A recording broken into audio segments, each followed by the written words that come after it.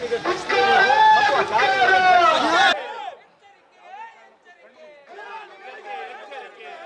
ಗುರು ಬಸವಲಿಂಗಾಯ ನಮಃ. ಬಸವಾದಿ ಶರಣರನ್ನ ಶಿವಯೋಗಿ ಸಿದ್ದರಾಮೇಶ್ವರನ ಸ್ಮರಿಸಿಕೊಳ್ಳುತ್ತಾ ಕಾರ್ಕಳದ ಖಂಡನಾರ್ಹ ಘಟನೆಯ ನಿಮಿತ್ತವಾಗಿ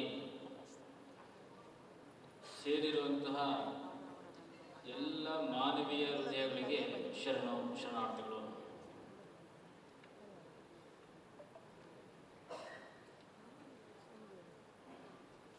ನಮ್ಮ ದೇಶ ಸಂಸ್ಕಾರದ ದೇಶ. ನಮ್ಮ ಸಂಸ್ಕೃತಿ ಸಂಸ್ಕಾರದಿಂದ ಕೂಡಿರುವಂತಹ ಸಂಸ್ಕೃತಿ. ಭಾರತ ಜಗತ್ತಿನ ಸಂಸ್ಕಾರದ ಸಂಸ್ಕೃತಿಯ ರಾಯಭಾರಿ. ಇಂತಹ ಶ್ರೀಮಂತ ಬಳುವಳಿಯನ್ನ ಅತ್ಯಂತ ಘನತೆ ಗೌರವದ ಸಂಸ್ಕೃತಿಯನ್ನ ಪಡೆದುಕೊಂಡು ಬಂದಂತಹ ಭಾರತದಲ್ಲಿ ಒಂದಿಷ್ಟು ಘಟನೆಗಳು ಮುಜುಗರಕ್ಕೆ ಈಡಾಗುತ್ತೆ. ಹಿರಿಯರು ಹೇಳ್ತಾ ಇದ್ರು, ಯಾವತ್ತು ಕೂಡ ತಲೆ ತಗ್ಗಿಸಿ ನಡೆಯಬೇಡ ಅಂತೇಳಿ. ಹೌದಲ್ಲ? ಯಾವತ್ತು ನಾವು ತಲೆ ತಗ್ಗಿಸಿ ನಡೆಯಬೇಡ ಅಂತೇಳಿ. ಅದೇ ಹಿರಿಯರ ಕಂಡ್ರೆ ಏನ್ ಹೇಳ್ತಾ ಇದ್ರು? ಹಿರಿಯರಿಗೆ ಮುಖ ಕೊಟ್ಟು ಮಾತಾಡಬೇಡ, ತಲೆ ಬಾಗಿಸಿ ನೆಲ ನೋಡ್ಕೊಂಡು ಮಾತಾಡು ಅಂತ ಹೇಳ್ತಾ ಇದ್ರು. ಎರಡೂ ಒಂದೇ, ಪದದ ಅರ್ಥ ಹಿಡ್ಕೊಂಡು ಹೋದ್ರೆ ಎರಡೂ ಒಂದೇ, ಭಾವ ಬೇರೆ. ತಲೆ ತಗ್ಗಿಸಿ ನಡೆಯೋದು ಅಂತಂತಂದ್ರೆ ಗೌರವನ್ನ ಕಳೆಯುವಾಗೆ ಬದುಕುವಂತಹದ್ದು. ತಲೆ ಬಾಗಿಸಿ ಮಾತಾಡುವಂತಂದ್ರೆ ಮತ್ತೊಬ್ಬರಿಗೆ ಗೌರವವನ್ನು ಕೊಟ್ಟು ಮಾತಾಡು ಅಂತೇಳಿ. ಇಂತಹ ವಿಶಿಷ್ಟವಾಗಿರುವಂತಹ ಸಂಸ್ಕಾರದ ಭಾರತ ದೇಶ, ನಾರಿಯರು ಅಂತ ಹೇಳಿದ್ರೆ, ಮಹಿಳೆಯರು ಅಂತಂದ್ರೆ, ಸ್ತ್ರೀಕುಲ ಅಂತಂತಂದ್ರೆ ನಮ್ಮ ಎಲ್ಲ ಹಿರಿಯರು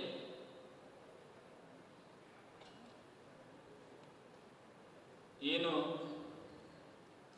ಪೂರ್ವಜರು ಅಂತ ನಾವು ಗುರುತಿಸ್ತೇವೆ. ವೇದಗಳ ಕಾಲ ಅಂತ ನಾವು ಕಾಲಘಟ್ಟವನ್ನ ಹೇಳ್ತೇವೆ. ಆ ಕಾಲಘಟ್ಟದಲ್ಲಿ ಮಾತೃ ಪ್ರಧಾನ ಕುಟುಂಬಗಳಿದ್ದವು ಅಂತೇಳಿ. ನೋಡ್ರಿ, ನಾವೆಲ್ಲ ಆರಾಧ್ಯವನ್ನ ಆಚರಣೆಯನ್ನ ಮಾಡುವಾಗ ಮೊದಲು ಹೇಳ್ತೇವೆ ಮಾತೃದೇವೋ ಭವ. ಹೌದಲ್ಲ? ಆಮೇಲೆ ಹೇಳಿದ ಯಾವುದು? ಪಿತೃದೇವೋ ಭವ, ಆಚಾರ್ಯ ದೇವೋ ಭವ. ಹೀಗೆ ಮುಂದುವರಿತಾ ಹೋಗುತ್ತೆ. ಆದರೆ ನಮ್ಮ ಮೊದಲನೇ ಆದ್ಯತೆ, ನಮ್ಮ ಮೊದಲನೇ ದೇವರು ಯಾವುದು? ನಮ್ಮ ಮನೆಯಲ್ಲಿರುವಂತಹ ತಾಯಿ, ಹೆಣ್ಣು, ಸ್ತ್ರೀ. ನಮಗೆ ಕಣ್ಣಿಗೆ ಕಾಣುವ ಕರುಣಾಮೂರ್ತಿ ದೇವರಂತಂದ್ರೆ ಅದು ಸ್ತ್ರೀ. ಕಾಲಘಟ್ಟ ಬದಲಾದಂಥ ಸಂದರ್ಭದಲ್ಲಿ ಹೆಣ್ಣು ಮಾಯೆಯಿಂದ ನೋಡ್ಲಿಕ್ಕೆ ಪ್ರಾರಂಭ ಮಾಡಿದ್ರು. ಸಿದ್ದರಾಮೇಶ್ವರ ಹೇಳ್ತಾರೆ, ತಾ ಮಾಡಿದ ಹೆಣ್ಣು ತನ್ನ ತಲೆಯನ್ನೇರಿತು. ತಾ ಮಾಡಿದ ಹೆಣ್ಣು ಬ್ರಹ್ಮನ ನಾಲಿಗೆಯನ್ನೇರಿತು.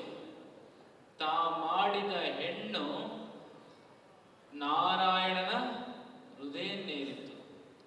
ಇದು ಕಾರಣ. ಹೆಣ್ಣು ಹೆಣ್ಣಲ್ಲ, ಹೆಣ್ಣು ರಕ್ಕಸಿಯಲ್ಲ, ಹೆಣ್ಣು ಸಾಕ್ಷಾತ್ ಕಪಿಲ ಸಿದ್ಧ ಮಲ್ಲಿಕಾರ್ಜುನ. ನೀವೆಲ್ಲ ಪೂಜೆ ಮಾಡ್ತಿರಲ್ಲ?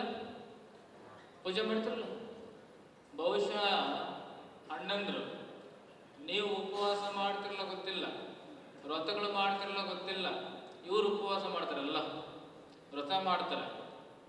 ಉಪವಾಸ ಮಾಡಿ ವ್ರತ ಮಾಡಿ ಪೂಜೆ ಮಾಡಿದ್ಮೇಲೆ ಏನಂತ ಬಿಡ್ಕೊಳ್ತಾರೆ ಗೊತ್ತೇನು?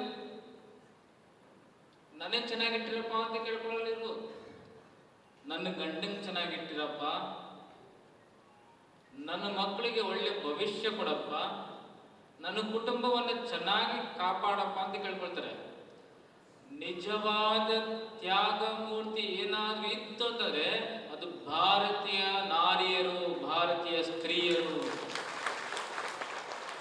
ಊಟ ಬೆಳೆದಿಂದ ಪ್ರಾರಂಭ ಆಗುತ್ತೆ ಮನೆಯಲ್ಲಿ. ಬಡವರ ಮನೆಯಲ್ಲಿ ಗಂಡ ಚೆನ್ನಾಗಿ ಊಟ ಮಾಡ್ಲಿ, ಮಕ್ಕಳು ಚೆನ್ನಾಗಿ ಊಟ ಮಾಡ್ಲಿ ಅಂತೇಳಿ ಗಡಿಗೆ ಸುಮ್ಮನೆ ಊಟ ಮಾಡಿದ್ವಿ ಅಂತೇಳಿ ಎಷ್ಟೋ ಸಾರಿ ರಾತ್ರಿ ಉಪವಾಸ ಮಲಗುವಂತಹ ತಾಯಂದಿರ ನಾವು ಕಥೆಗಳನ್ನು ಕೇಳಿದ್ವಿ, ಕೆಲವೊಬ್ಬರು ಅನುಭವಿಸಿದ್ದಾರೆ. ಇಂತಹ ಪೂಜನೀಯ ಭಾರತ ದೇಶದ ಸ್ತ್ರೀ ಕುಲ ಸಿದ್ದರಾಮಯ್ಯ ಹೇಳುವಾಗೆ ತಾ ಮಾಡಿದ ಹೆಣ್ಣು ತನ್ನ ತಲೆನೇರಿತ್ತು ಅಂತಂದ್ರೆ ಶಿವನ ತಲೆ ಮೇಲೆ ಇರೋದ್ಯಾರಮ್ಮ? ಶಿವನ ತಲೆ ಮೇಲೆ ಇರೋದ್ಯಾರು? ಗಂಗೆ. ತಾ ಮಾಡಿದ ಹೆಣ್ಣು ತನ್ನ ತೊಡೆಯೇರಿತ್ತು, ಪಕ್ಕದಲ್ಲಿರೋದ್ಯಾರು? ಪಾರ್ವತಿ. ತಾ ಮಾಡಿದ ಹೆಣ್ಣು ಬ್ರಹ್ಮನ ನಾಲಿಗೆಯನ್ನೇರಿತ್ತು, ಬ್ರಹ್ಮನ ನಾಲಿಗೆಯಲ್ಲಿರೋದ್ಯಾರು? ಸರಸ್ವತಿ. ತಾ ಮಾಡಿದ ಹೆಣ್ಣು ನಾರಾಯಣನ ಹೃದಯನ್ನೇರಿತ್ತು, ನಾರಾಯಣ ಹೃದಯದಲ್ಲಿದ್ದಾರು? ಲಕ್ಷ್ಮಿ. ನೋಡ್ರಿ ಎಷ್ಟು ಪೂಜನೀಯ ಭಾವ ನಾವು ನೋಡ್ತೀವಿ ಅಂತಂದ್ರೆ, ಮನೆ ದೇವರು ಅಂತ ಕೇಳಿದಾಗ ನಮ್ಮ ತಾಯಿ ಅಂತ ಹೇಳ್ತೀವಿ, ನಮಗೆ ವಿದ್ಯಾ ಕೊಡೋದು ಯಾರು ಅಂದ್ರೆ ಸರಸ್ವತಿ ಅಂತ ಹೇಳ್ತೀವಿ, ನಮಗೆ ಲಕ್ಷ್ಮಿ ಕುಬೇರನ ಜಾಗ ಕರ್ಕೊಂಡು ಹೋಗ್ಬೇಕಂದ್ರೆ ಲಕ್ಷ್ಮಿ ಅಂತ ಕರಿತೀವಿ, ನಮಗೆ ಪವಿತ್ರತೆ ನಮ್ಮ ಏನಾದ್ರು ಕರ್ಮಗಳನ್ನು ಕಳೆಯಲಿಕ್ಕೆ ಯಾರು ಬೇಕು ಅಂತಂದ್ರೆ ಗಂಗೆ ಬೇಕು ಅಂತ ಹೇಳ್ತೀವಿ, ನಮ್ಮ ಪಾಪ ವಿಮೋಚನೆ ಮಾಡ್ಬೇಕಂದ್ರೆ ದುರ್ಗೆ ಪಾರ್ವತಿ ಬೇಕು ಅಂತ ಹೇಳ್ತೀವಿ. ಅದೆಲ್ಲ ಯಾರು? ನಮ್ಮ ತಾಯಿ, ನಮ್ಮ ಅಕ್ಕ, ನಮ್ಮ ತಂಗಿ, ನಮ್ಮ ಸಹೋದರಿ. ಇತ್ತೀಚಿನ ಒಂದು ಹಬ್ಬ ಮಾಡಿದ್ವಿ ಶ್ರಾವಣದಲ್ಲಿ. ಯಾವ ಹಬ್ಬ? ಎಂತ ಹಬ್ಬ ಮಾಡಿದ್ವಿ? ರಕ್ಷಾ ಬಂಧನ, ವರಮಹಾಲಕ್ಷ್ಮಿ ಹಬ್ಬ ಮಾಡಿದ್ವಿ. ನೋಡ್ರಿ, ರಕ್ಷಾ ಬಂಧನ ಅಂತಂದ್ರೆ ಅಣ್ಣಂದ್ರು ತಂಗಿಯರಿಗೆ, ಅಕ್ಕಂದರಿಗೆ ಅಥವಾ ಸ್ತ್ರೀ ಕುಲಕ್ಕೆ ರಕ್ಷಣೆ ಅಷ್ಟೇ ಅಲ್ಲ, ಹುಟ್ಟಿದಾಗಿಂದ ಯಾರು ನಮ್ಮ ರಕ್ಷಣೆ ಮಾಡಿರ್ತಾರೆ? ನಮ್ಮ ತಾಯಿ ರಕ್ಷಣೆ ಮಾಡಿರ್ತಾಳೆ, ನಮ್ಮ ಅಕ್ಕ ರಕ್ಷಣೆ ಮಾಡಿರ್ತಾಳೆ, ನಮ್ಮ ಮನೆಗಿರುವಂತಹ ಮಹಿಳೆ ರಕ್ಷಣೆ ಮಾಡಿರ್ತಾಳೆ. ನಮ್ಮನ್ನ ರಕ್ಷಣೆ ಮಾಡೋದಕ್ಕೆ ನಾವು ರಕ್ಷಣೆ ಮಾಡ್ಬೇಕು ಅಂತೇಳಿ ರಕ್ಷಾ ಬಂಧನ ಆಚರಿಸ್ತಾ ಇದ್ವಿ. ಇಂತಹ ಪೂಜನೀಯ ಸ್ತ್ರೀ ಕುಲಕ್ಕೆ ಇಂತಹ ದೊಡ್ಡ ಇತಿಹಾಸ ಇರುವಂತಹ ಭಾರತ ದೇಶ, ಇಂತಹ ಸಂಸ್ಕಾರ ಇರುವಂತಹ ಭಾರತೀಯ ರಕ್ತ ನರನಾಡಿಗಳಲ್ಲಿ ಇಂತಹ ದೊಡ್ಡ ಬೆಳೆ, ಸಂಸ್ಕಾರದ ಬೆಳೆಯ ಮಧ್ಯದಲ್ಲಿ ಹೊಲದಲ್ಲಿ ರೈತ ಬಿತ್ತುತ್ತಾನ್ರಿ. ಏನ್ ಬಿತ್ತುತ್ತಾನೆ? ಬೀಜ ಬಿತ್ತುತ್ತಾನೆ. ಬೀಜ ಬಿತ್ತಿದ್ದಕ್ಕೆ ಏನ್ ಮಾಡ್ತಾನೆ? ಗೊಬ್ಬರ ಹಾಕ್ತಾನೆ. ಗೊಬ್ಬರ ಬೀಜ ಹಾಕಿದ್ದಕ್ಕೆ ಏನ್ ಮಾಡ್ತಾನೆ? ಸರಿಯಾಗಿ ನೀರು ಹಾಯಿಸ್ಬೇಕಂತ ನೀರು ಬಿಡ್ತಾನೆ. ಬೆಳೆ ಬರಕ್ಕಿಂತ ಮುಂಚೆ ಏನ್ ಬರುತ್ತೆ? ಹೊಲದಲ್ಲಿ ಬೆಳೆ ಬರಕ್ಕಿಂತ ಮುಂಚೆ ಏನ್ ಬರುತ್ತೆ? ಕಸ ಬರುತ್ತೆ, ಕಳೆ ಬರುತ್ತೆ. ರೈತ ಸುಮ್ಮನೆ ಇರ್ತಾನೇನೋ? ಕಿತ್ತು ಬಿಸಾಕ್ತಾನೆ. ಹಾಗೆ ನಮ್ಮ ಭಾರತ ದೇಶದಲ್ಲಿ ಸಂಸ್ಕಾರದಿಂದ ದೊಡ್ಡ ಬೆಳೆ ಬೆಳಿಬೇಕು ಇದೆ ಅಂದ್ರೂ ಕೂಡ ಅಲ್ಲೊಂದು ಇಲ್ಲೊಂದಿದ್ದ ಕಸ ಬರುತ್ತೆ. ಕಸವನ್ನ ಕಿತ್ತೊಗೆಯೋ ಕೆಲಸವನ್ನ ಸರ್ಕಾರಗಳು ಮಾಡಬೇಕಾಗುತ್ತೆ. ಇವತ್ತು ನಾನು ಬರುವಂತ ಸಂದರ್ಭದಲ್ಲಿ ಅನೇಕ ಪತ್ರಿಕೆಗಳನ್ನ ಗಮನಿಸ್ತಾ ಬಂದೆ. ಇವತ್ತು ನಿಜವಾಗ್ಲೂ ಬಹಳ ಬೇಜಾರಿನ ದಿನ. ಇವತ್ತು ಬಹಳ ಬೇಜಾರಿನ ದಿನ. ಇವತ್ತು ಕೃಷ್ಣ ಜನ್ಮಾಷ್ಟಮಿ. ಇವತ್ತು ಹೌದಲ್ಲ, ಸಂಭ್ರಮ ಸಡಗರ ನಮಗೆಲ್ಲ. ಬಹಳ ಜನ ಹೇಳ್ತಾರೆ 16,000 ಹೆಂಡಿರ ಗಂಡ ಅಂತ ಹೇಳಿ. ಹೌದಲ್ಲ, 16,000 ಹೆಣ್ಣು ಮಕ್ಕಳಿಗೆ ಯಾವತ್ತು ಕೂಡ ಮುಟ್ಟದೆ ಗಂಡ ಆಗಿರುವಂತಹ, ಉದಾಹರಣೆಗೆ ರಾಧೆ ಎಲ್ಲ ಪ್ರೇಮವನ್ನು ಕೊಟ್ಟರು ಕೂಡ ಯಾವತ್ತೂ ಕೂಡ ಕೃಷ್ಣ ರಾಧೆನ ಮುಟ್ಲೇ ಇಲ್ಲ. ಇಂತಹ ಸ್ತ್ರೀ ಕುಲವನ್ನ ರಕ್ಷಣೆ ಮಾಡಿದಂತಹ ಕೃಷ್ಣ ಬಹಳ ಚೆನ್ನಾಗಿ ಅರ್ಥ ಆಗ್ಬೇಕಂದ್ರೆ ದ್ರೌಪದಿ ಕಷ್ಟ ಅಂತ ಬಂದಾಗ ಯಾರು ನೆನ್ಸ್ಕೊಂಡ್ರು? ಕೃಷ್ಣ ಸ್ತ್ರೀ ಕುಲದ ಮರ್ಯಾದೆಯನ್ನ, ಮಾನವನ್ನ ಕಾಪಾಡಿದ ದಿನ. ಇವತ್ತು ಪತ್ರಿಕೆಗಳೇ ನೋಡ್ರಿ, ಅಸ್ಸಾಮಲ್ಲಿ ಒಂದು ಅತ್ಯಾಚಾರ ಅಂತ ಬರ್ತಾ ಇದೆ, ಮಹಾರಾಷ್ಟ್ರದಲ್ಲಿ ಒಂದು ಅತ್ಯಾಚಾರ ಅಂತ ಬರ್ತಾ ಇದೆ, ಗುವಾಹಟಿಯಲ್ಲಿ ಒಂದು ಅತ್ಯಾಚಾರ ಅಂತ ಬರ್ತಾ ಇದೆ, ನಮ್ಮ ಹಾಸನ ಜಿಲ್ಲೆಯಲ್ಲಿ ಸಣ್ಣ ಮಗು 5 ವರ್ಷದ ಬಾಲಿಕೆ ಮೇಲೆ ಅತ್ಯಾಚಾರ ಅಂತ ಬರ್ತಾ ಇದೆ. ಇವತ್ತು ನಮ್ಮ ದೇಶದ ಕೆಲವು ಗಂಡು ಜೀವಿಗಳಿಗೆ ಹೆಣ್ಣು ಅಂದ್ರೆ ಭೋಗ ವಸ್ತು ಕಾಣಿಸ್ತಾ ಇದೆ. ಸಂಸ್ಕಾರದ ಕೊರತೆ. ಎಲ್ಲಿ ಸಂಸ್ಕಾರದ ಕೊರತೆ ಇರುತ್ತಲ್ಲ ಅವಾಗ ಕಣ್ಣು ಕಾಮಲೆ ಕಣ್ಣು ಆಗುತ್ತೆ, ಪೂಜ್ಯನೇ ದೃಷ್ಟಿ ಹೋಗ್ಬಿಡುತ್ತೆ. ಕಾರಣ ನಮ್ಮ ಭಾರತೀಯರ ಸಂಸ್ಕಾರ ಭಾರತ ದೇಶದ ಎಲ್ಲ ಧರ್ಮರಿಗೂ ಕೂಡ ಸಂಸ್ಕಾರ ಕೊಡಬೇಕಾಗುತ್ತೆ. ಕೃಷ್ಣನಾಗಿ ನಾವೆಲ್ಲ ನಿಂತ್ಕೊಳ್ಬೇಕಾಗುತ್ತೆ. ಬಸವಾದಿ ಶರಣರ ದೃಷ್ಟಿಯಲ್ಲಿ ದೈವ ಸ್ವರೂಪದಲ್ಲಿ ನೋಡ್ಬೇಕಾಗುತ್ತೆ. ಮೊದಲು ಇತ್ತೀಚಿನ ಹೋಮ್ ಮಿನಿಸ್ಟರ್ ಹತ್ರ ಮಾತಾಡ್ತಾ ಇದ್ವಿ, ಇತ್ತೀಚಿನ ಅಪರಾಧಗಳು ಪತ್ರಿಕೆ ನೋಡಿದ್ವಿ. 7 ತಿಂಗಳಲ್ಲಿ 340 ಅತ್ಯಾಚಾರದ ಪ್ರಕರಣಗಳು ಬರೀ ನಮ್ಮ ಒಂದು ರಾಜ್ಯದಲ್ಲಿದ್ದಾವೆ. ದೇಶದಲ್ಲಿ ಸಾವಿರಾರು ಪ್ರಕರಣಗಳಿದ್ದಾವೆ. ಹಸುಗೂಸುಗಳ ಮೇಲೆ ಅರ್ಥಾತ್ ಪೋಸ್ಕೋ ಕೇಸ್ಗಳು ಸಾವಿರಾರು ಕೇಸುಗಳು ಇನ್ನು ಜೀವಂತ ನಡೀತಾ ಇದೆ. ಅರ್ಥಾತ್ ಇನ್ನು ಕೂಡ ತನಿಖಾ ಹಂತದಲ್ಲಿದ್ದಾವೆ. ಅರ್ಥಾತ್ ಇವತ್ತು ಮೊದಲೆಲ್ಲ ಜನ ನಾವು ಸಂಸ್ಕಾರಕ್ಕೋಸ್ಕರ ಮಠಗಳಿಗೆ ಹೋಗ್ತಾ ಇದ್ವಿ, ದೇವಸ್ಥಾನಗಳಿಗೆ ಹೋಗ್ತಾ ಇದ್ವಿ, ತುಂಬಿದ ಕುಟುಂಬವಾಗಿ ಬಾಳ್ತಾ ಇದ್ವಿ. ನಮ್ಮ ಮನೇಲೊಬ್ಬ ಅಜ್ಜ ಅಜ್ಜಿ ಇರ್ತಾ ಇದ್ರು. ಯಾವುದು ಸರಿ ಯಾವುದು ತಪ್ಪು, ತಲೆ ತಗ್ಗಿಸುವುದಂದ್ರೇನು, ತಲೆ ಬಾಗಿಸುವುದಂದ್ರೇನು ಅಂತೇಳಿ ಬಿಡಿಸಿ ಹೇಳ್ತಾ ಇದ್ರು. ಪ್ರವಚನಗಳ ಮೂಲಕ ಸಂಸ್ಕಾರವನ್ನು ಕೊಡ್ತಾ ಇದ್ರು, ಭಕ್ತಿಯನ್ನ ಬಿತ್ತುತ್ತಾ ಇದ್ರು. ಭಕ್ತಿಯ ಜೊತೆಯಲ್ಲಿ ತಪ್ಪುಗಳು ಮಾಡುವಾಗ ಭಯವನ್ನ ಕೊಡ್ತಾ ಇದ್ರು. ಅದಕ್ಕೆ ನಾವು ಬರೇ ಭಕ್ತಿ ಅಂತ ಕರೀಲಿಲ್ಲ, ಭಯ ಭಕ್ತಿ ಅಂತ ಕರೆದ್ವಿ. ಇವತ್ತೇನಾಗಿದೆ, ಭಯ ಅನ್ನೋದು ಹೋಗ್ಬಿಟ್ಟಿದೆ, ಭಕ್ತಿ ಅನ್ನೋದು ಯಾಂತ್ರಿಕ ಆಗ್ಬಿಟ್ಟಿದೆ. ಯಾಂತ್ರಿಕ ಭಕ್ತಿಯಿಂದ ಮನುಷ್ಯನಿಗೆ ಸಂಸ್ಕಾರದ ಕೊರತೆಯಿಂದ ಇವತ್ತಿಂತಹ ಪ್ರಕರಣಗಳಾಗ್ತಾ ಇದಾವೆ. ಇಂತಹ ಪ್ರಕರಣದಲ್ಲಿ ಯಾರೇ ಭಾಗಿಯಾಗಿದ್ರು ಕೂಡ ಜಗತ್ತಿನಲ್ಲಿ ಇಂತಹ ಶಿಕ್ಷೆಗೆ ಅತ್ಯಂತ ಕಠೋರ ಶಿಕ್ಷೆ ಯಾವುದಿದೆಯೋ ಅದು ಭಾರತ ದೇಶ ಅಳವಡಿಸಿಕೊಳ್ಬೇಕು. ಭಾರತ ದೇಶ ಅದನ್ನು ಅಳವಡಿಸಿಕೊಳ್ಬೇಕು. ಅಳವಡಿಸಿಕೊಂಡಾಗ ಪ್ರತಿಯೊಬ್ಬ ಸ್ತ್ರೀಯನ್ನ, ತನ್ನ ಹೆಂಡತಿನ ಹೊರತುಪಡಿಸಿರುವಂತಹ ಸ್ತ್ರೀಯನ್ನ ಸಹೋದರಿ ಮಾತೃವಾಗಿ ನೋಡುವಂತಹ ದೃಷ್ಟಿಕೋನ ಬರುತ್ತೆ. ಈ ಹಿನ್ನೆಲೆಯಲ್ಲಿ ಕಾನೂನನ್ನ ಜನಗಳು ಕೈಗೆ ತೆಗೆದುಕೊಳ್ಳಬಾರದು ಅಂತಂದ್ರೆ ಕಾನೂನು ರಚಿಸುವಂತಹ ಸರ್ಕಾರಗಳು ಇದಕ್ಕೆ ಭಯಾನಕವಾಗಿರುವಂತಹ ಕಾಯ್ದೆಗಳನ್ನ ತಂದು ಮತ್ತೊಬ್ಬರ ಆಲೋಚನೆಯಲ್ಲೂ ಕೂಡ ಈ ರೀತಿಯಾಗಿರುವಂತಹ ವಿಚಾರಗಳು ಬರದಾಗಿ ನೋಡ್ಕೊಳ್ಬೇಕಾಗುತ್ತೆ. ಈ ಹಿನ್ನೆಲೆಯಲ್ಲಿ ನಮ್ಮ ಹಸ್ತಕ್ಕೆ ನೋಡಿದಂತ ಹೇಳ್ತಾ ಇದ್ರು ಮಹನೀಯರು, ಡ್ರಗ್ಸ್ ಮಾಫಿಯಾ ಅಂತೇಳಿ ಇದ್ದಿದ್ದಲ್ಲಿ ಕರ್ನಾಟಕ ಉತ್ತಮವಾಗಿತ್ತು. ಡ್ರಗ್ಸ್ ಮುಕ್ತ ಕರ್ನಾಟಕ ಅಂತ ಒಂದು ಕಾಲದಲ್ಲಿ ಕರೆಸ್ಕೊಳ್ತಾ ಇತ್ತು. ಇವತ್ತು ಡ್ರಗ್ಸ್ ವಿಚಾರದಲ್ಲಿ ಅತ್ಯಂತ ಮುಂಚೂಣಿ ಕುಖ್ಯಾತವನ್ನ ಪಡೆಯುವಂತ ಹಂತದಲ್ಲಿದೆ. ಕಾರಣ ಇವತ್ತು ಡ್ರಗ್ಸ್ ಮಾಫಿಯನ್ನ ಸಂಪೂರ್ಣವಾಗಿ ನಿಷೇಧಿಸಬೇಕು ಹಾಗೂ ಹತ್ತಿಕ್ಕುವಂತ ಕೆಲಸವನ್ನ ಎಲ್ಲಾ ಸರ್ಕಾರಗಳು ಕೂಡ ಮಾಡಬೇಕಾಗುತ್ತೆ. ಈ ಒಂದು ವಿಚಾರದಲ್ಲಿ ಆ ಧರ್ಮ ಈ ಧರ್ಮ, ಆ ಜಾತಿ ಈ ಜಾತಿ ಅಲ್ಲ, ನಾವೆಲ್ಲರೂ ಕೂಡ ಮಾನವೀಯ ದೃಷ್ಟಿಕೋನದಿಂದ ಒಬ್ಬ ಹೆಣ್ಣು ಮಗಳಿಗೆ ಆಗಿರುವ ಅನ್ಯಾಯವನ್ನ ಮತ್ತೊಬ್ಬ ಹೆಣ್ಣು ಮಗಳಿಗೆ ಆಗ್ಬಾರ್ದು ಅಂತೇಳಿ ನಾವು ಸರ್ಕಾರಕ್ಕೆ ಒತ್ತಾಸೆಯನ್ನ ಮಾಡೋಣ, ಅವರಿಗೆ ಆಗ್ರಹವನ್ನ ಮಾಡೋಣ ಅನ್ನುವಂಥ ಮಾತನ್ನ ಸ್ಫುಟವಾಗಿ ತಿಳಿಸ್ತಾ ಇವತ್ತು ಆ ಮಗುವಿಗೆ ನಾನು ಹೋಗಿ ಮಾತಾಡಿಸ್ಕೊಂಡು ಬಂದೆ. ಇನ್ನೂ ಕೂಡ ಆ ಮಗುವಿಗೆ ಏನ್ ಮಾತಾಡ್ತಿದ್ದೀನಿ ಅನ್ನೋಂತಹ ಪ್ರಜ್ಞೆನಿಲ್ಲ. ಒಂದು ಎಷ್ಟು ಮಾನಸಿಕವಾಗಿ ಅಸ್ವಸ್ಥಳಾಗ್ತಿದ್ದಾಳೆ ಅಂತಂದ್ರೆ, ಎಲ್ಲೋ ಒಂದ್ ಕಡೆ ಸರಿಯಾದ ಸಮಯಕ್ಕೆ ಆ ತಾಯಿ ಹಾಸ್ಪಿಟಲ್ ಕರ್ಕೊಂಡ್ ಬರ್ತಾ ಇದ್ದಿದ್ರೆ ಆ ಹೆಣ್ಣು ಮಗುವಿನ ಶವ ಹಿಡ್ಕೊಂಡು ಇವತ್ತೆಲ್ಲ ಹೋರಾಟವನ್ನು ಮಾಡ್ಬೇಕಾಗ್ತಿತ್ತು. 2 ಎತ್ತು ಕರಳು ತಾಯಿ ಸರಿಯಾದ ಸಮಯ ಕರ್ಕೊಂಡು ಬಂದಿದ್ದಕ್ಕೆ ಇವತ್ತು ಜೀವಂತವಾಗಿದೆ. ಆದ್ರೆ ಇಂತಹ ಪ್ರಕರಣಗಳು ಮತ್ತೊಮ್ಮೆ ಮಗದೊಮ್ಮೆ ಮರುಕಳಿಸಬಾರ್ದು ಅನ್ನುವಂಥದ್ದನ್ನ ನಾನು ಎಲ್ಲ ಸರ್ಕಾರದ ಮಹಾನೀಯರಲ್ಲಿ ವಿನಂತಿಯನ್ನ ಮಾಡ್ತಾ ಮುಂದಿನ ದಿನಮಾನಗಳಲ್ಲಿ ಇದಕ್ಕೆ ಘೋರವಾಗಿರುವಂತಹ ಒಂದು ಕಾನೂನನ್ನು ರೂಪಿಸಿಬಿಟ್ಟು ಸ್ತ್ರೀ ರಕ್ಷಣೆಯನ್ನ ಮಾಡಲಿ ಅನ್ನುವಂಥ ಮಾತನ್ನ ಇಲ್ಲಿ ತಿಳಿಸ್ತಾ ಎಲ್ಲರಿಗೂ ಕೂಡ ಭಗವಂತನ ಶ್ರೀಕೃಷ್ಣನ ಆಶೀರ್ವಾದ ಇರಲಿ ಅಂತ ಹೇಳಿ ತಿಳಿಸ್ತಾ 2 ಮಾತು ವಿರಾಮ ಬಿಡ್ತೇವೆ. ಶರಣಾರ್ಥಿಗಳು.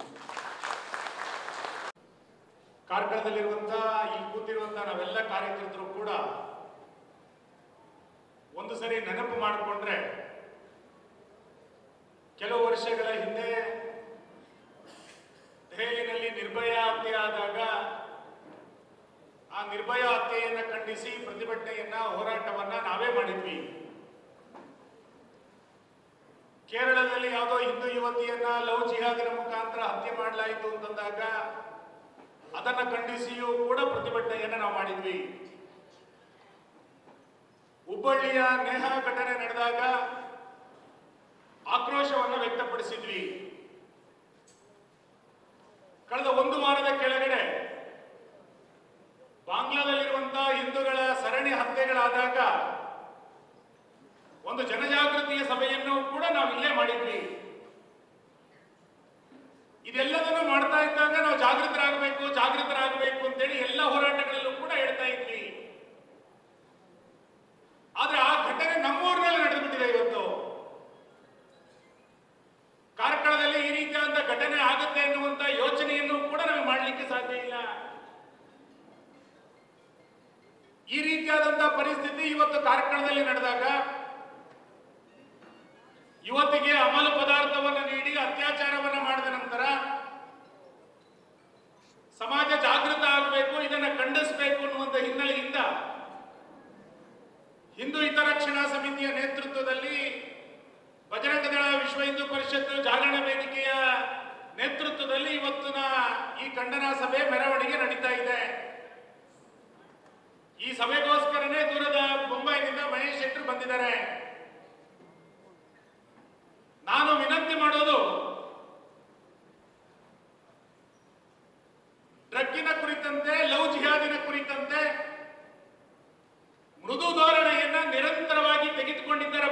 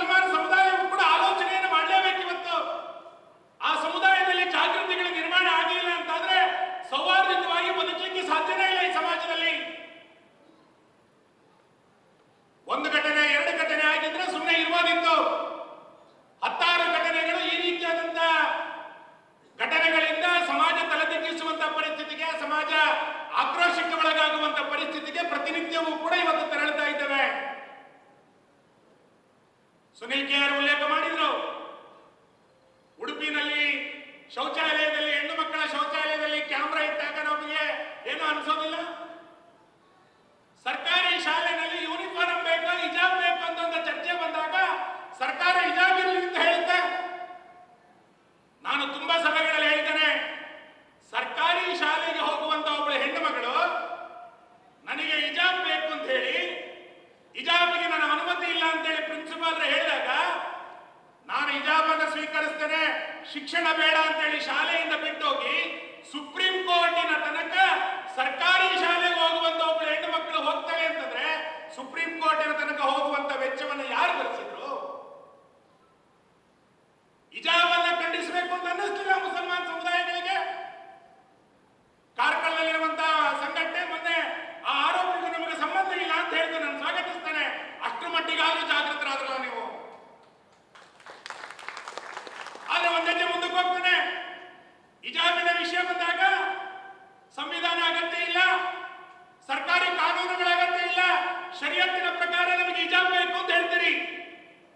ತಲಾಖಿನ ವಿಷಯ ಬಂದಾಗ ಸಂವಿಧಾನ ಅಲ್ಲ ಸರ್, ನಮಗೆ ಶರಿಯತ್ತು ಮುಖ್ಯ ಅಂತ ಹೇಳ್ತೀರಿ. ಈಗ ಮೊನ್ನೆ ಆರೋಪಿ ಯಾರೋ ಮುಸಲ್ಮಾನ್ ಅಂತಂದಾಗ ಅವನು ನಮ್ಮ ಯಾರೋ ಇರಲಿರ್ಲಿಲ್ಲ, ಸಂಘಟನೆಗಿರ್ಲಿಲ್ಲ, ಮಸೀದಿನಲ್ಲಿ ಬರಲಿಲ್ಲ ಅಂತ ಹೇಳ್ತೀರಿ. ಶರಿಯತ್ತು ಏನ್ ಹೇಳುತ್ತೆ ಗೊತ್ತಾ? ನಿಮಗೆ ನೆನಪಿಸ್ತಾನೆ. ಶರಿಯತ್ತು ಏನ್ ಹೇಳುತ್ತೆ ಅಂತಂದ್ರೆ, ಯಾರಾದ್ರೂ ಕಳ್ತನ ಮಾಡಿ ಅದನ್ನ ಕೈಯನ್ನ ಕಡೀರಿ ಅಂತ ಹೇಳುತ್ತೆ. ಸಂವಿಧಾನ ಕೈ ಕಡೀರಿ ಅಂತ ಹೇಳಲ್ಲ, ಶರಿಯತ್ತು ಹೇಳುತ್ತೆ. ಅತ್ಯಾಚಾರ ಮಾಡಿದಂತವ್ರನ್ನ ಸರ್ಕಲ್ ಅಲ್ಲಿ ನಿಲ್ಲಿಸಿ ಕಲ್ಲೊಡಿರಿ ಅಂತ ಶರಿಯತ್ತು ಹೇಳುತ್ತೆ. ಬಂಗ್ಲೆಗುಡ್ಡಲ್ಲಿ ನೀವು ಅದನ್ನ ಮಾಡಬೇಕಾಗಿತ್ತು ಶರಿಯತ್ತನ್ನು ಒಪ್ಪಿಕೊಳ್ಳಾದ್ರೆ. ಹಿಜಾಬ್ ಬಂದಾಗ ಸಂವಿಧಾನ ಬೇಡ, ಶರಿಯತ್ ಬೇಕು. ತಲಾಕ್ ಬಂದಾಗ ಸಂವಿಧಾನ ಬೇಡ, ಶರಿಯತ್ ಬೇಕು, ಕಾನೂನು ಬೇಡ. ಈಗ ಅತ್ಯಾಚಾರದ ಆರೋಪಿಯಾಗೆ ಕ್ರಮಗಳಾಗಬೇಕು ಅಂತಂದಾಗ ನೀವು ಶರಿಯತ್ತಲ್ಲ ಅಂತ ಯಾಕೆ ಒಪ್ಕೊಳ್ತೀರಿ? ಶರಿಯತ್ತಿನ ಪ್ರಕಾರನೇ ಕ್ರಮ ಕೈಗೊಳ್ಳಿ. ನಿಮಗೆ ನಾವು ಸಂವಿಧಾನವನ್ನು ಪ್ರೀತಿಸೋರು. ಸಂವಿಧಾನದ ವಿರುದ್ಧ, ಕಾನೂನಿನ ವಿರುದ್ಧ ನಮ್ದಿಲ್ಲ. ಕಾನೂನಿನ ಹೋರಾಟವೇ ನಮ್ದು. ಆದ್ರೆ ಮುಸಲ್ಮಾನ ಸಮುದಾಯ ನೀವು ಕಾಲ ಕಾಲಕ್ಕೆ ಒಂದೊಂದು ಮಾತುಗಳನ್ನು ಆಡಬಾರದು ಅಂತ, ಕಾಲ ಕಾಲಕ್ಕೆ ಒಂದೊಂದು ಹೇಳಿಕೆಗಳನ್ನು ಕೊಡಬಾರದು. ನಿಲುವುಗಳು ಒಂದೇ ರೀತಿ ಇರಬೇಕು, ನಿಲುವುಗಳು ಒಂದೇ ರೀತಿ ಸ್ಪಷ್ಟವಾಗಿರಬೇಕು, ಬದಲಾಗಬಾರದು ಯಾವತ್ತೂ ಕೂಡ. ಕಳೆದ ಕೆಲವು ವರ್ಷಗಳ ಕೆಳಗಡೆ 3-4 ವರ್ಷದ ಹಿಂದೆ ಕಾಶ್ಮೀರಿ ಫೈಲ್ಸ್ ಪಿಕ್ಚರ್ ಬಂತು, ನೋಡಿದ್ವಾ? ಕೇರಳ ಸ್ಟೋರಿ ಪಿಕ್ಚರ್ ಬಂದಿತ್ತು. ಆ ಪಿಕ್ಚರ್ ಅನ್ನು ನೋಡ್ತಾ ಇದ್ದಂತ ಯುವತಿಯರು ಹೊರಗೆ ಬರ್ಬೇಕಾದ್ರೆ ಅಳ್ತಾ ಬಂದಿದ್ರು. ನಾನು ತುಂಬಾ ಕಡೆ ನೋಡಿದ್ದೆ. ಕೇರಳ ಸ್ಟೋರಿಯನ್ನು ನೋಡ್ಬೇಕಾದ್ರೆ ಹೀಗೂ ಒಂದು ಸಮಾಜ ಇದೆಯಾ ಅಂತ ನಮಗೆ ಅನ್ಸಿತ್ತು. ಕಾಶ್ಮೀರಿ ಸ್ಟೋರಿಯನ್ನು ನೋಡಿ ಬಂದ ಫಿಲಂ ಅನ್ನು ನೋಡಿ ಬರ್ಬೇಕಾದ್ರೆ ತುಂಬಾ ಜನ ಕಣ್ಣೀರನ್ನು ಹಾಕೊಂಡು ಬಂದಿದ್ರು. ಇದೆಲ್ಲವೂ ಕೂಡ ನೈಜ ಆಧಾರಿತವಾಗಿ ನಡೆದಂತ ಘಟನೆಯನ್ನ ಪಿಕ್ಚರ್ ಮುಖಾಂತರ ತೋರಿಸಿದ್ರು. ನಮ್ಮ ಸಮುದಾಯದ ಹೆಣ್ಣು ಮಕ್ಕಳಿಗೆ ಅರ್ಥ ಆಗಲಿಲ್ಲ ಅಂತಂದ್ರೆ ನಾವು ಇವತ್ತು ನಮ್ಮ ಕುಟುಂಬದ ಭದ್ರತೆಯನ್ನು ನಾವು ಮಾಡಿಕೊಳ್ಳಲೇಬೇಕಾಗಿದೆ. ಡ್ರಗ್ಸಿನ ವಿರುದ್ಧ, ಲವ್ ಜಿಹಾದಿನ ವಿರುದ್ಧ ಜಾಗೃತಿ ಒಂದು ಕಡೆ ಆದ್ರೆ ಆಂದೋಲನವೂ ಕೂಡ ಮತ್ತೊಂದು ಕಡೆಯಿಂದ ಆಗಲೇಬೇಕು. ಜಾಗೃತಿ ಮತ್ತು ಆಂದೋಲನ ಇದು ಎರಡು ಒಟ್ಟೊಟ್ಟಾಗಿ ಇವತ್ತು ಹೋಗಬೇಕಾಗಿದೆ. ಆ ನಿರ್ಣಯಕ್ಕೋಸ್ಕರನೇ ಇವತ್ತಿನ ಸಭೆ ನಡೀತಾ ಇದೆ ಅಂತ ನಾನು ಅನ್ಕೊಳ್ತೇನೆ. ತುಂಬಾ ಜನರ ಮಾನಸಿಕತೆಗಳೇನು? ಪೊಲೀಸರಿಗೆ ಇನ್ಯಾರೋ ಅಣ್ಣಮತಿಯರು ದಾಳಿ ಮಾಡಿದಾಗ, ಮಂಗಳೂರಿನಲ್ಲಿ ಪೊಲೀಸ್ ಸ್ಟೇಷನ್ಗಳಿಗೆ ಬೆಂಕಿ ಹಾಕಿದಾಗ ಪೊಲೀಸರ ಸಮರ್ಥನೆಯನ್ನು ಮಾಡ್ಕೊಳ್ಳೋರೇ ಇರಲಿಲ್ಲ. ಸಮರ್ಥನೆಯನ್ನು ಮಾಡಿಕೊಂಡಿದ್ದು ಇದೇ ಸಂಘಟನೆಗಳು. ಅವರು ಪೊಲೀಸ್ ಸ್ಟೇಷನ್ಗೆ ಕಲ್ತೂರಾಟ ಮಾಡಿದರೆ, ಬೆಂಕಿ ಹಚ್ಚಿದರೆ, ಪೊಲೀಸರು ತಪ್ಪಿಲ್ಲ ಅಂತೇಳಿ ಪೊಲೀಸರನ್ನ ಸಮರ್ಥನೆ ಮಾಡಿಕೊಂಡಿದ್ದು ಇದೇ ಹಿಂದೂ ಸಂಘಟನೆಗಳು. ಬೆಂಗಳೂರಿನಲ್ಲಿ ಒಬ್ಬ ದಲಿತ ಶಾಸಕನ ಮನೆಯ ಮೇಲೆ ಬೆಂಕಿ ಹಾಕಿದಾಗ ಆ ದಲಿತ ಶಾಸಕನನ್ನ ಸಮರ್ಥನೆ ಮಾಡಿಕೊಂಡಿದ್ದು ಇದೇ ಹಿಂದೂ ಸಂಘಟನೆಗಳು. ಪೊಲೀಸರಿಗೆ ಅನ್ಯಮತೆಯಿಂದ ತೊಂದರೆ ಆದಾಗ ರಕ್ಷಣೆ ಕೊಡೋದು ಹಿಂದೂ ಸಂಘಟನೆ. ಯಾವುದೋ ದಲಿತ ಶಾಸಕನ ಮನೆ ಮೇಲೆ ಬೆಂಕಿ ಬಿದ್ದಾಗ ಆತನಿಗೆ ರಕ್ಷಣೆ ಕೊಡೋದು ಇದೇ ಹಿಂದೂ ಸಂಘಟನೆಗಳು. ಇವತ್ತಿನ ಮಾನಸಿಕತೆ ಕೆಲವ್ರದ್ದು ಎಲ್ಲಿಯ ತನಕ ಬಂದಿದೆ ಅಂತಂದ್ರೆ, ನಮ್ಮ ದೇಶದಲ್ಲಿ ಯಾವುದೋ ರೀತಿಯಾದಂತಹ ತೊಂದರೆಗಳಾದಾಗ ಪ್ರತಿಭಟನೆಯನ್ನು ಮಾಡೋದಿಲ್ಲ ಬಿಡಿ, ಸಹಾನುಭೂತಿಯನ್ನು ತೋರಿಸೋದಿಲ್ಲ ಬಿಡಿ. ಇಸ್ರೇಲ್ ಪ್ಯಾಲೆಸ್ತೈನಿನ ಮೇಲೆ ದಾಳಿ ಮಾಡಿದಾಗ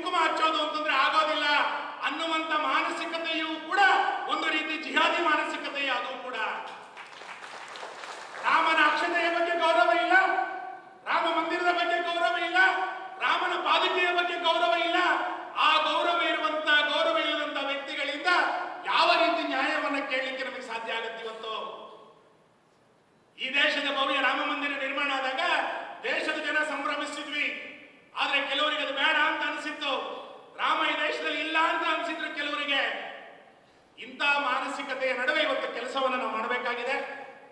ನಾನು ಬಂಧುಗಳೇ ಇಡೀ ರಾಜ್ಯದಲ್ಲಿ ಇವತ್ತು ವಿನಂತಿ ಮಾಡ್ತೇನೆ, ಡ್ರಗ್ಸಿನ ವಿರುದ್ಧ ಇಲಾಖೆ ಇವತ್ತು ಬಹಳ ದೊಡ್ಡ ಪ್ರಮಾಣದಲ್ಲಿ ಕಟ್ಟುನಿಟ್ಟಿನ ಹೆಜ್ಜೆಯನ್ನು ಇವತ್ತು ಇಡಬೇಕು.